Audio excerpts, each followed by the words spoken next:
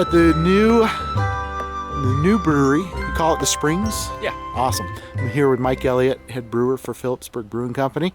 And we're talking about the new canning line, but we're also standing here, if you can see the backdrop. What is this? What is this building? This is the original brewer's house from Philipsburg Brewing Company back in the 1800s. It's seen better days, but he lived here from, I think, 1875 until the early 1900s. Beautiful. And what was the name of that brewery before? Was it? That was Kroger Brewing, and Yep. the name of the brewer was Charles Kroger. Awesome. So we just explored the canning line inside where you guys are canning away lots and lots of beer, putting in tramway. So what do you, we have the new aluminum bottle, which I will bring into focus there. There you go. Awesome. Perfect. And how many cans are you doing today, or how many cases? We're going to do around 10,000 cans today. It's about 400 cases. cases. Awesome. That'll get us through next week. I hope so.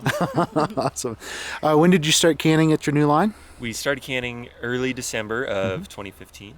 And then you have tramway, but now your new beer that's on the shelves? We just introduced Otter Water Summer Pale Ale. Perfect.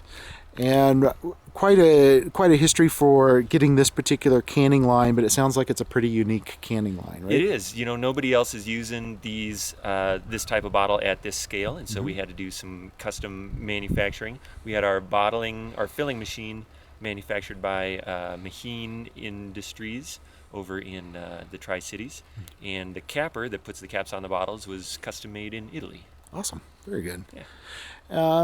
Let's see. Where do I want to go from here? So the really neat thing about this site is that it was a spring. Talk about the springs that are here. Sure. So there's a network or a complex of 11 springs that sit kind of up the gully here.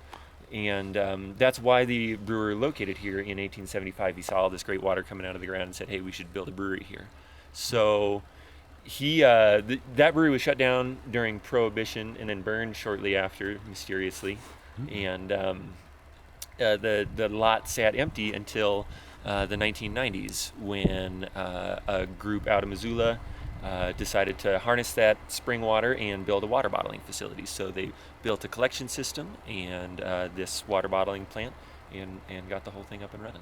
Awesome. And that was from about 94 until 2004. That's where that bottling was.